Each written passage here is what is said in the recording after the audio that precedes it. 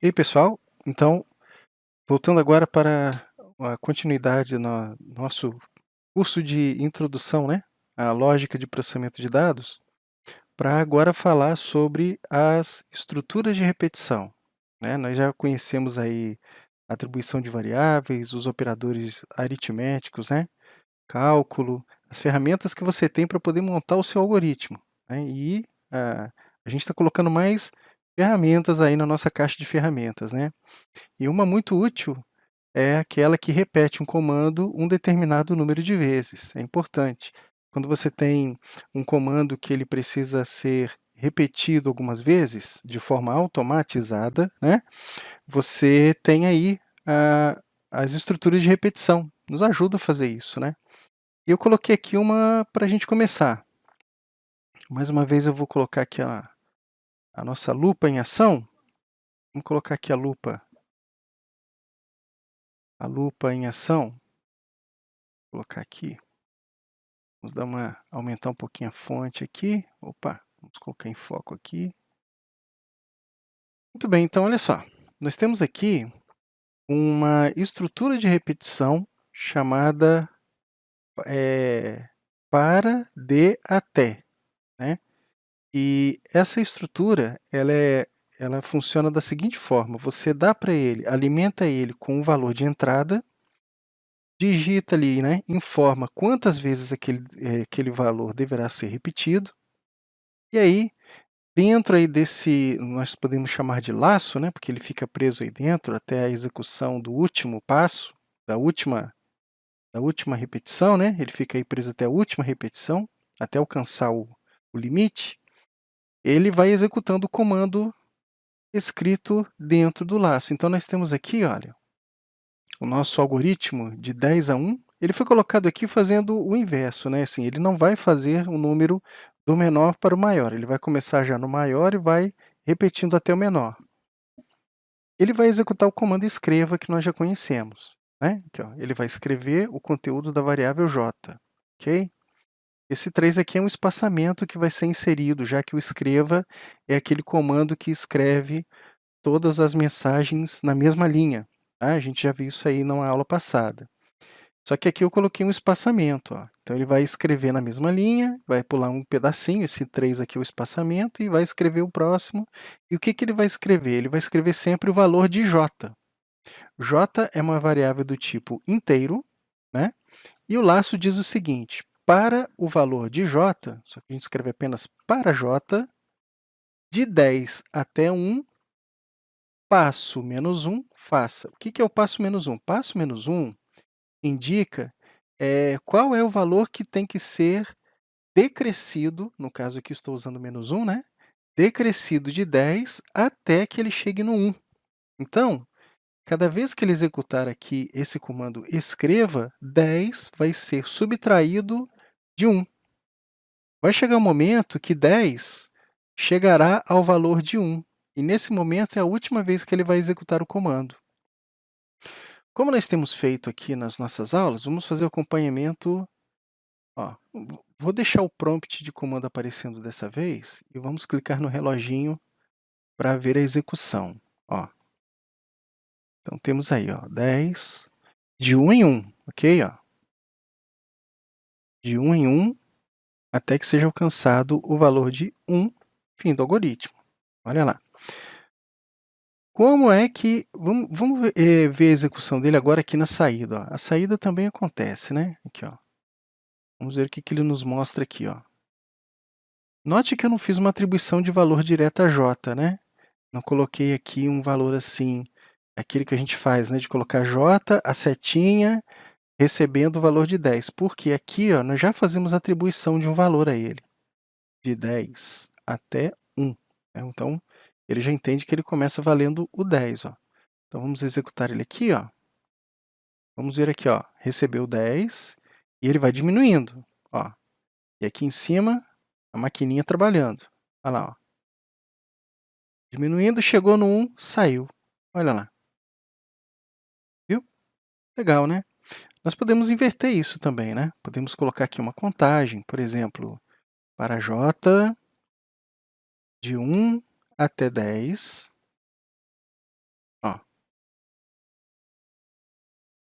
faça. Ok? Vamos lá. Vamos executar aqui. Ó. Ó. Dessa vez, ó lá, ele está fazendo o contrário. Ele está aumentando o valor de j até que j chegue no 10. Ó. A saída dele foi o 10, mas vocês podem notar aqui, ó, ele escreveu aqui o 10, né? Quando ele recebeu o valor de 11, ele passou do 10. Olha lá. Ele chegou a receber o valor de 11. É o sinal para ele sair. Porque eu pedi a ele que executasse o escreva de 1 até 10. Quando ele foi dando as voltas, que ele recebeu o valor 11, foi a hora que ele percebeu, é hora de sair, né? Então, nós tivemos na nossa saída aqui, ó, de 1 até 10. Nas linguagens de programação, esse laço para, de, até, faça, é conhecido como for next. Esse também existe em toda a linguagem de programação. JavaScript, escolha aí a que você quiser, você vai encontrar esse tipo de laço lá. JavaScript, VBA, VB.NET, C Sharp, né? O C Sharp que é o nosso escolhido, né, para o trabalho. Toda linguagem de programação tem um laço, porque é uma necessidade de um algoritmo executar uma tarefa repetitiva, né? Às vezes é preciso fazer isso, né? Separar registros, limpar informações. Digamos que o algoritmo tem que localizar enquanto não chegar no fim dos arquivos de uma pasta, vasculhe os arquivos, né? Leia lá a data de criação do arquivo, separe os arquivos por data de criação enquanto eles não terminarem dentro de uma pasta, né? Tem algoritmo que faz esse trabalho, isso também faz parte, né? Não é só o processamento de dados. Os programas de computador, eles também manipulam informações do computador, até mesmo em questão de organização de arquivos, né? Abre um arquivo e leia até o fim. Dá para fazer isso também, né? Então, são comandos de repetição, tá? E vamos conhecer mais um. No Visualg, vamos lá, vamos preparar aqui o ambiente. Ó, vamos criar aqui um novo algoritmo. Não vou salvar dessa vez. Vamos para a nossa próxima repetição. Além de ter o, o for next, né? Nós também temos um outro chamado repita. Vamos lá. Ó, selecionar aqui todo o texto, né? E vamos colocar aqui um exemplo do repita. Olha lá como é que ele funciona. No repita, a avaliação da hora de parar é feita aqui, ó, no fim. Tá vendo? Olha só como é que funciona. Com repita, faz a mesma tarefa, ok? Só que ele faz aqui com o repita. Ó. Repeat, né? Repita. Escreva, mesma coisa, tá? Vamos executar ele aqui para a gente ver a saída. Ó. Vamos executá-lo aqui e olhar aqui embaixo a saída. Ó. E aí está executando a mesma tarefa. Ó. Pode ver que ele está colocando aqui os números, né? Ó, de 1 até 10. Ó. Continua a execução. A hora de parar vai chegar. Chegou a hora de parar. Qual é a hora de parar? Quando j for maior que 10. Aqui, ó. Quando j recebeu o 11, cliquei aqui, ele correu aqui a barrinha de rolagem, né? Vou voltar aqui para o... Aqui, ó. Quando j for maior que 11, é hora de sair, ok? E o que ele faz aqui? Aqui ele incrementa. Notem que tem uma diferença, né? Enquanto no for next, né? Ou no faça, né? No nosso exemplo anterior, ele apenas executou sem necessidade de você indicar a hora de parar, quer dizer, você indicou, já indicou ali na construção do laço, né? Aqui, e ele foi incrementando a partir daquele ponto, ele já tinha informação, né? Vai incrementando de 1 em 1, a hora de parar é porque ele tem que repetir um determinado número de vezes, de 1 até 10, né? Então, ele entendeu, de j valendo, no primeiro exemplo, 10, faça até j valer 1. Depois eu inverti a coisa, né? De j valendo 1, faça até j valer 10. Então, a gente colocou um ponto de partida e um limite para a hora de parada escrito ali naquele laço, E nesse laço aqui, a hora de parar dele foi colocada ali no finzinho, é o repita, né? Aqui, ó. Vamos olhar de novo ali a telinha. No repita, ó, vou olhar aqui, ó. No repita, eu preciso incrementar o J, senão o J ele fica aqui preso até, né? Até o computador acabar a bateria, enfim. Mas eu precisei colocar aqui um incremento para o J. Ó, J começou valendo 1, aqui eu já precisei passar um valor inicial para J, e aqui J recebeu ele mesmo, que vale 1, mais 1, fazendo o incremento do conteúdo dele, né? E enquanto eu repito isso aqui, eu repito enquanto J não for maior que 10. A hora que J for maior que 10 é a hora de sair. Então, aquele momento em que J vale 11, é hora de sair. É o que ele faz aqui, ok? É uma outra estrutura de repetição também muito comum, muito usada. As linguagens de programação também possuem essa que faz a avaliação ali no momento da saída, né? Sempre assim, nós temos muitas ferramentas à nossa disposição. Algumas a gente usa mais do que as outras, né? Os laços, eu noto, né, pela minha vivência, eu noto que muitas pessoas usam determinados tipos de laço, enquanto outros tipos de laço acabam ficando meio que esquecidos, né? Mas eles têm a sua utilidade. E vamos ver aqui um exemplo de mais um. Olha só. Esse aqui é um repita, onde nós temos a aplicação de uma interrupção. Ó, vou colocar aqui para vocês verem. Vamos lá dar uma olhadinha na tela agora. Ó, aqui nós temos um repita, analisando o código, né? Ó, nós temos aqui um repita que ele executa exatamente a mesma tarefa. No caso, a nossa variável de incremento aqui é a variável inteiro x, que ela começa valendo 0. Então, ela já entra aqui com o valor 0. De início, ele recebe ele mesmo mais 1, quer dizer, 0 mais 1, né? E ele é incrementado. Se x for igual a 10, então interrompa. É o comando de parada. O comando de parada foi colocado aqui dentro. Ó. Então, ele vai incrementando o x e testando o x com o se, né, que é a nossa estrutura condicional aqui. Ó. E no momento em que x valer 0, ele sai. Vamos fazer o seguinte aqui, ó, vamos executar. Ó. E aí nós temos x aqui, ó, e aí começou o incremento do x, e a impressão saindo aqui do lado, ok? Ó. Vocês podem ver que ele não entra, ó, ele faz a avaliação do valor de x, ainda não é igual a 10, então não é hora de entrar no interrompa. Ó. São que agora na próxima passagem. Pronto, em algoritmo. O interrompa, ele é o comando comum também nas linguagens de programação, interrompa. Em algumas linguagens, esse aí varia um pouco. Ó. Em algumas linguagens, ele chama-se return, em inglês mesmo, return. Quando uma linha de código encontra um return, aquilo ali para ele é um sinal de para, sai, né? Representa isso. Também existe o exit, né? Exit sub, sair da procedure, né? Sub é uma procedure já escrita numa linguagem de programação. A gente chama de procedure todo o bloco de código que a gente escreve, né? Com início, meio e fim. E esse bloco de código, geralmente, ele recebe um nome. Né? Por exemplo, sub cadastrar aluno, sub reajustar valores. Né? E ali dentro daquela sub, a gente escreve toda a nossa lógica para fazer um reajuste de valores. Né? E pode acontecer de, no meio daquele processamento ali da sub, você ter um alerta ali que você tenha que interromper aquilo e sair. Né? Aí eu colocaria ali no meio um exit sub, saia da procedure. Né? E aqui é chamado de interrompa. Tem outras linguagens que é chamado de break.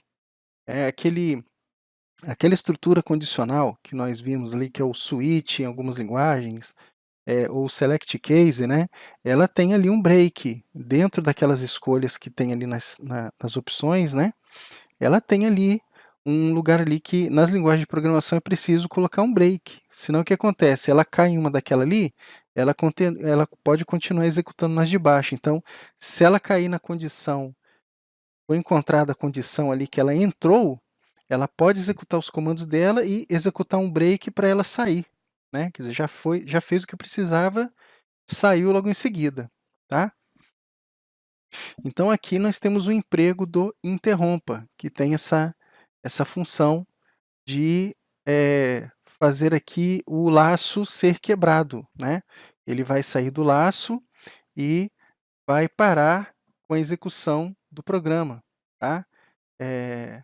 Quando a gente tem aqui, ó, quando a gente tem esse emprego aqui desse repita, né? Que costuma não ser muito comum, né? O repita, ele é uma linguagem, um comando de repetição também presente na maioria das linguagens de programação, mas, como você tem várias outras, né, esse aí eu confesso que eu vejo poucos algoritmos empregando o repita. Geralmente a gente encontra um outro chamado faça enquanto. Faça enquanto. Faz a mesma coisa que esse aqui. Esse aqui tem uma condição de saída. O faça enquanto também tem a sua condição de saída, né? Vamos ver aqui um outro exemplo, ó, empregando o repita, tá? Ó, mais um exemplo aqui, ainda trabalhando com, ó, mais um laço de repetição. Ó, coloquei aqui para vocês darem uma olhadinha. Ó, olha lá. Nós temos aqui, vamos executar o algoritmo e ver o que ele faz, olha.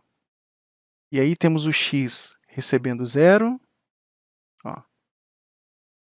E aí ele vai executando, ó, executando, executando, vai chegar o momento da saída dele, ó.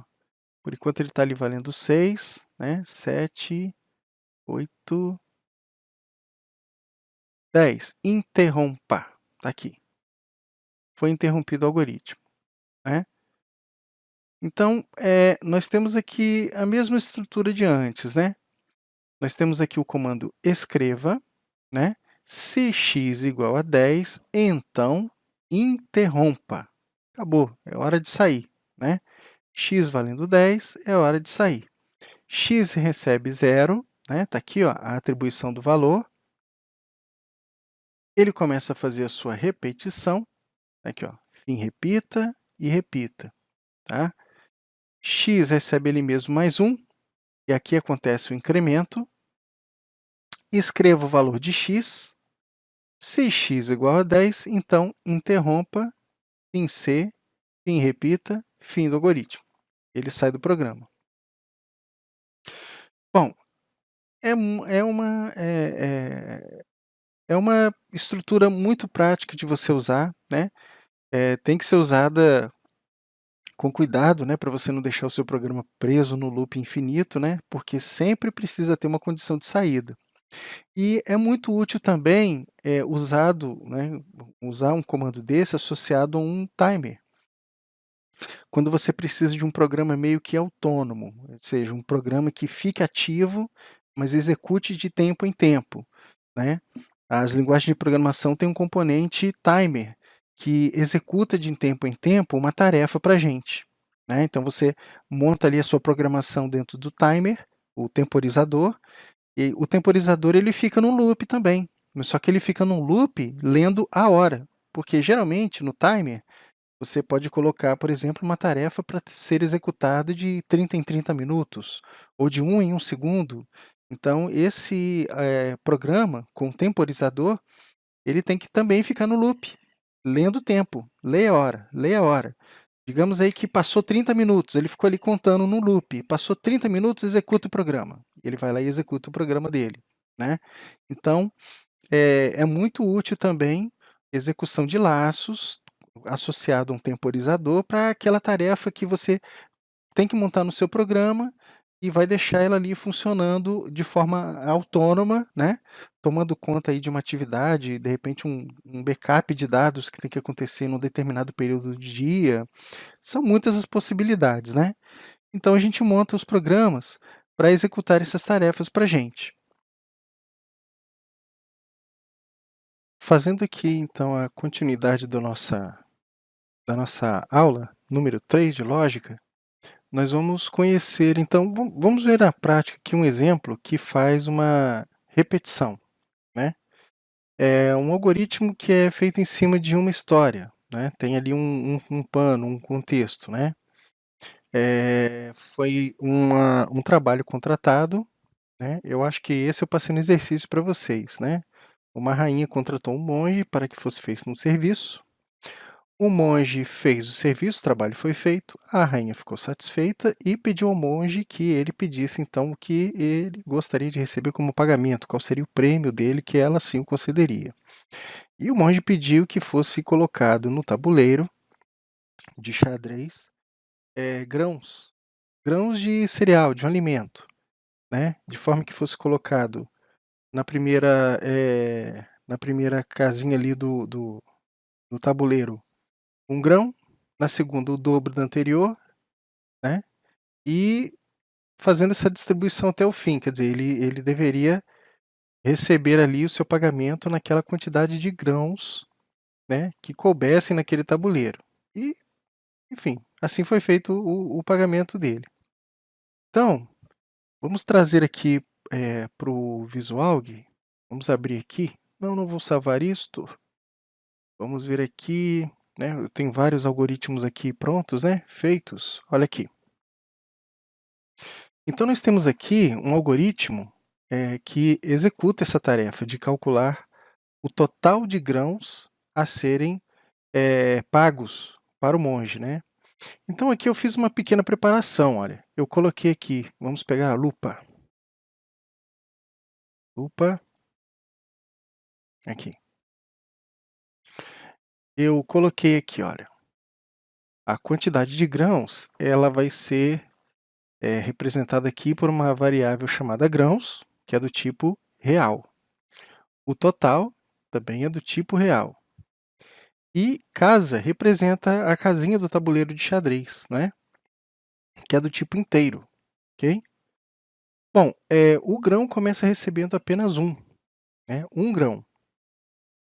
E aí foi feito aqui, olha só, um laço daquele do primeiro tipo que foi mostrado, né? Para a casa de 1 até 64, faça, é uma repetição controlada, né? Ele repetirá isso daqui 64 vezes, executando o cálculo que dá o total de grãos que o monge deverá receber. Então, grãos recebe grãos multiplicado por 2, sempre nessa grandeza. Total recebe ele mesmo mais a quantidade de grãos multiplicado por 2. Ok? Vamos colocar aqui o algoritmo para trabalhar, e aí nós vamos vendo a saída aqui, como nós temos feito nas aulas, né? Ó, vamos executar aqui. Ó, e nós podemos ver aqui a saída, né? Ó. Deixa eu tirar aqui o prompt do DOS de cima. Aqui fica legal a gente acompanhar, olha só. Nós temos aqui uma pequena saída, né? Ó, aqui também está mostrando, né, no prompt do DOS. Aqui do lado, nós temos as variáveis. Ó, grãos, total e casa. E aí, nós podemos ver aqui, olha, a variável total recebendo o incremento de grãos. Olha quantos grãos aí o monge vai receber como pagamento, hein? Ó, são algumas sacas, né? E aqui nós temos sempre uma mensagem. Eu coloquei aqui uma mensagem sendo escrita, ó. Olha lá. O nosso contador casa já está aí, ó, já passou do 20, ó, e continua a progressão, fazendo aí a repetição do cálculo. Ó,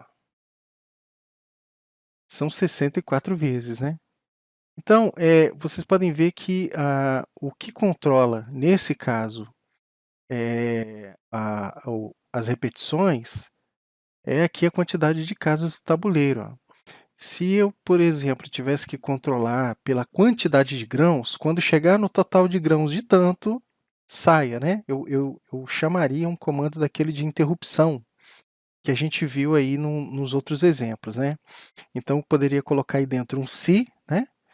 Se a quantidade total for maior do que, né? Eu colocaria ali uma quantidade limite, tudo bem, repita de 1 até 64. Porém, Se a quantidade total passar de, aí eu coloco ali um valor que é o meu limite, interrompa tudo, fim e saia, né? Existe aí, então, esse comando que quebra essa repetição numa determinada condição que você vai passar para ele, né? Então, ó, já estamos nos aproximando aqui do fim da repetição.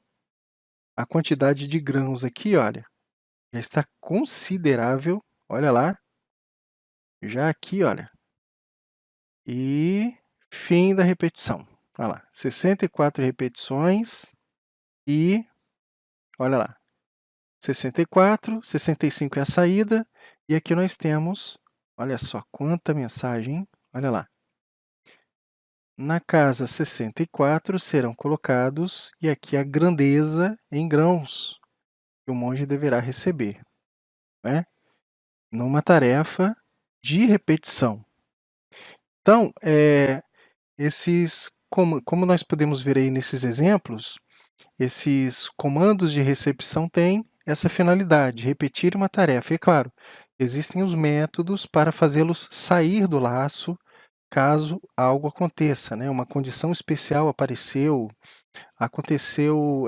do valor já chegar no valor esperado, né? Você pode mandar ele repetir o número de vezes, alcançou aquele valor esperado, você pode colocar ali dentro um if, mandou ele avaliar o if, ele sai com aquele comando de interrupção que nós vimos, né? Que, como eu falei, em algumas linguagens de programação se chama return, em outras linguagens de programação a gente usa exit, né? Exit sub, né? Saia da procedure, né? Como eu falei, procedure é um bloco de comandos, onde você tem o início e o fim dela, e ali no meio você escreve aquilo que será executado, né? E então você tem esses comandos para interromper a execução de um laço, né? Para que você possa dar fluidez no seu código e prosseguir com o processamento em outras linhas dele aí, ok? Então, pessoal, isso aí foi a apresentação do laço de repetição. Nós vimos então as variáveis, vimos como atribuir valores às variáveis, vimos aí alguns exemplos de como usar os operadores aritméticos, como utilizar os desvios, né? O desvio do if, né? Que aqui no caso é o se, né? Nós estamos usando aqui o Portugal, né? O português estruturado, né? Que é a linguagem que, que é usado para os iniciantes, né? E estamos agora aí vendo as repetições, né? Agora nós vamos passar para ver, nós vamos ver esses mesmos componentes numa linguagem de programação, né? Nós vamos passar agora a usar o ambiente do Visual Studio e escrever os nossos algoritmos em C#, ok? Fazendo eles funcionarem, e aí sim, lá no C# ele já vai executar como um programa, quer dizer, ele vai pegar esse código que nós vamos escrever, vai compilar esse código e vai produzir um executável que você vai poder distribuir para outros computadores e executá-lo também, né? Colocando sempre nesse ambiente do Windows, né?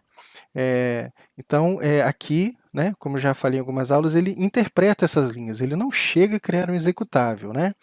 E nem essa linguagem português estruturado, ou Portugal, é uma linguagem de programação real, mas de treinamento, né, para o nosso treinamento, ok?